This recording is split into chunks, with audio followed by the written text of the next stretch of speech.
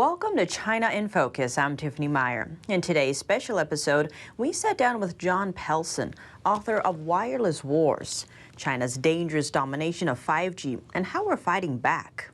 He touches on the security risks around Huawei equipment installed in the U.S., what's at stake, and what can be done. Well, Jon, great to have you with us today. Thanks so much for joining us. Good to be here, Tiffany. So you have a book called Wireless Wars, I see it right behind you, and it's called China's Dangerous Domination of 5G and How We Are Fighting Back. And so I'm curious, for those who haven't read it, how would you summarize this book? Well, it's a story about how China, through companies like Huawei, was able to really destroy the Western telecom manufacturers that had created cellular telephones and wireless technology and replace them. And now it describes the consequences if we have the world's 5G networks relying on a system that's provided by a company that answers to the Chinese Communist Party. So I think one part that was curious to me was the way Huawei was able to achieve this by really low bids. So I think you mentioned they won just by showing up. So can you expand on how exactly Huawei was able to do that? Sure. China was really waging what I call this was a non-kinetic war. They were not involved in business transactions, but everyone, I shouldn't just say the West, free countries, because Japan, Korea, Taiwan were all victim to this.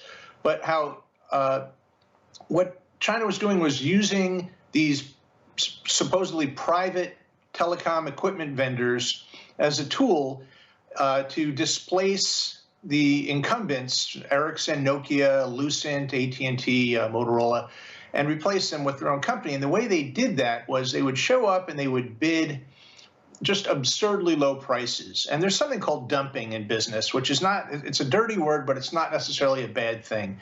It's where a company will say, we really want to get business here. Let's sell this at below our total cost of the product. We'll take a bit of a hit, but we'll get a foothold, or we'll, establish our brand, whatever. This was not a case of dumping. This was a situation where Nokia would bid to deploy a cellular network, say for Deutsche Telekom or Verizon or whoever. Maybe Nokia would say this is going to be a $30 million piece of the project. And Ericsson would say, we'll do it for $28 million. And Huawei would say, we'll do it for $5 million or $10 million. And it just didn't make any sense because everybody was making the equipment in China anyway. The American manufacturers, European manufacturers, it was all being made where Huawei makes the equipment. So the low prices didn't make any sense. But the government, the Chinese government, was subsidizing Huawei so extensively. The Wall Street Journal estimated it was a $75 billion subsidy over about 10 or 15 years, that they could undercut everybody and either win the business, which they did across Africa and Latin America, or if they didn't win the business, like in the US, where there was a lot of pressure not to sign on with Huawei, they would come in so low that Sprint or whoever would say, okay, Huawei, you didn't win the business, but they'd turn around to Ericsson and say, your $4 billion bid is way high. Huawei bid $2.5 billion. We'll do it, but you got to take another $500 million off. They destroyed all the profit margins and all the business for the other carriers, for the other equipment vendors. And so you mentioned Africa and these other countries, but here in America, it seems Huawei kind of took a different approach. They didn't get the big market ones, but they ended up in these rural areas, which at first glance was like, why? But what were the dangers of where Huawei was in the U.S.? Yeah, when I started writing the book, I was looking at this from a business point of view, and I figured, all right, they're putting it in North Dakota and Montana. They're putting in cell tower equipment. So when you drive down the highway, you see that cellular tower. There's an antenna, there's a radio, there's all sorts of gear that connects your cell phone to the network. And I figured they're doing it because if Sprint and Verizon won't sign on with Huawei, they'll just get the local family-owned companies that provide service in kind of out-of-the-way places. And I also thought that if they're established there, then there's a couple senators in Montana, just like there are in California, and they'll go to bat in Washington if there's ever an effort to ban Huawei. When I learned those, when I was talking to counterintelligence officers at the FBI, is that these cell towers that Huawei was equipping were invariably located next to nuclear missile bases or special operations command or the nuclear subbase. It was more than a coincidence. If you look at a map, and I include a map in the book of some of the deployments, they have cell towers looking down on our nuclear bases and our special operations bases, handling all the phone calls and the data transmission to and from those places. That was more than a coincidence. By having the telecom networks right there, I guess that raises a question, right? Was Huawei able to listen in on these nuclear plants? Well, there's two different ways in which we could be vulnerable. And even if you assume that the calls that are being made over these systems are encrypted and digital, there's something called metadata. And it sounds technical. It's not really that technical. Basically, if you're running the equipment in the network, that means even if you can't listen in on the conversation, you know who's calling and who they're calling to and how long they're talking and how often they're talking. This kind of information, in spycraft, this is really useful information to know, even if you don't know the full content of the conversation. And you also have the ability, if there's really a time of conflict, to say, well, that equipment stopped working, didn't it? You can't make phone calls to these critical military bases until Huawei sends a team out, and it may be a while before they can do that. So there was a danger of them throttling it. But I also learned about something else, which is that China's phone carriers, China Telecom, China Unicom, they operate networks in other parts of the world. All phone companies do, just to support their home country companies overseas. But China does not have a lot of factories in the U.S. They don't have a lot of operations in the U.S. And yet there was a pretty significant network that China set up to communicate information back to the mainland from the U.S. And the FBI said the volume that was moving over those networks didn't make any sense in relation to the Chinese industrial presence in the U.S. It seemed to be sending other information, and there's no way to know because it's all encrypted and sent back securely. So they were both, Chinese carriers were banned from the U.S. just over the past year or so also.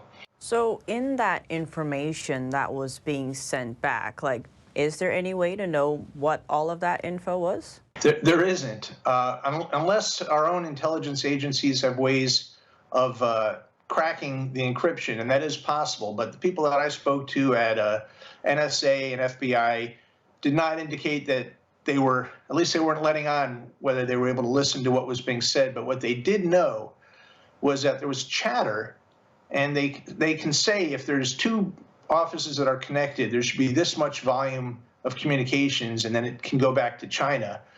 But if there was multiples of that information moving around, they knew that there was something else going on, and it was something that the government finally moved to put an end to. So you also mentioned in your book how telecom controls all the other critical infrastructure too, so like power grids, hospitals, but also even the military.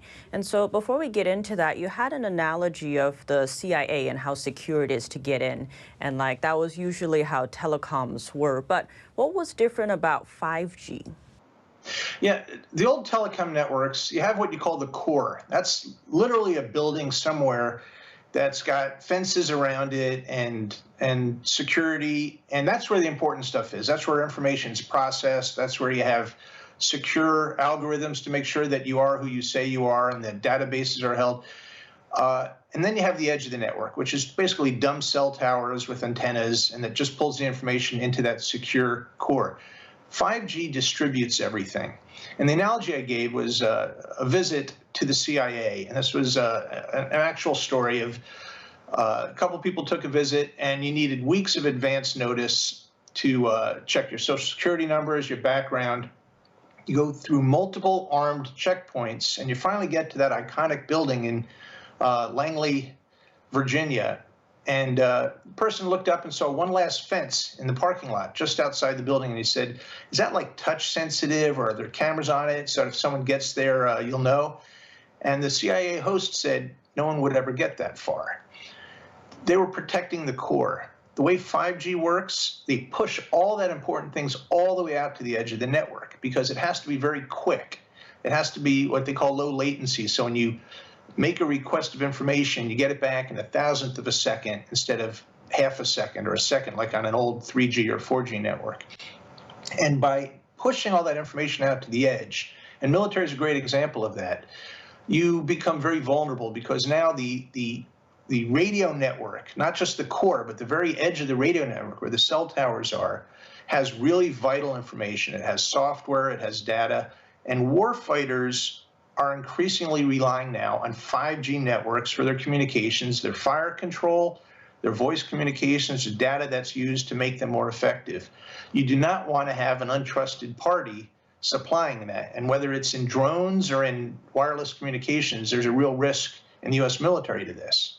And so it sounds like with the old system, with the core, you would almost have to be there to touch it, right? But with the 5G ones, I think there's a quote that was saying software trusts software, not other people. And so with this new system, it seems it's open to attacks from anywhere in the world. So how big of a threat is that? What's happening right now with Russia and Ukraine, we worry, is Russia going to hack our networks? And of course, that's always a concern, and I'm sure they're trying, if not succeeding. If we had a similar conflict with China, you can secure the borders. You can bar flights. Aeroflot can't land in the U.S., so you can bar Chinese originating flights from landing in the U.S. It really doesn't do anything because this is a global network. Everything is interconnected. And so if you're worried about a dispute in the South China Sea, and you have a storm like we did in Texas, I talk about this in Wireless Wars, where they had to rely on remote telemetry about the power grid in Texas, and they almost lost the entire state, and would have been weeks or months that it would have been down, would have cost thousands of lives. That system held up, and they could count on the information. But if China said, we're going to start giving unreliable information, we're not going to turn it off, we're going to give bad data, you could take a state or entire sections of the country offline for their power supply, for their healthcare information. You could shut down banking without ever setting foot in the country. And in the old days, you used to have to drop a bomb on the phone network. You'd have to blow up the switches or cut the fiber cables. Here, you can do it remotely through your management systems that whoever made the equipment has to maintain. And is there anything else you'd like to add? One of the most incredible things I've seen is that this is a completely bipartisan issue. I've done briefings in Washington, and I see no other topics where people from the Biden administration and the Trump administration are talking to each other and cooperating with each other and seem to have a common goal. And in fact, is literally the only major issue where I think there's full agreement across the parties. And that gives me hope that we can really stand up a good solution to what we're facing as a strategic threat from China. Jon, thank you so much for joining us today. Great to have you on the show. It was good being here, Tiffany. Thank you. That was Jon Pelson, author of Wireless Wars, China's Dangerous Domination of 5G and How We're Fighting Back. And joining us after the break, Chadwick Hagen, investor, author, and columnist. He'll speak on if China is financially exploiting U.S. markets, Chinese capitalism, and how its expansion is hurting Americans' wallet. That and more after the break.